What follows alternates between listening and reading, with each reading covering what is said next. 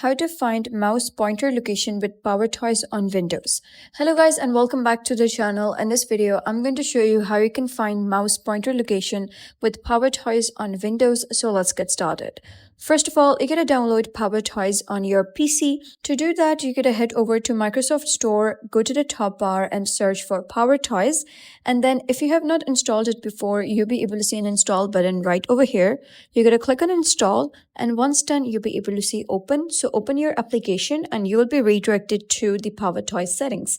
Next, you gotta go to the top bar and you gotta search for Find My Mouse, and then you gotta enable Find My Mouse.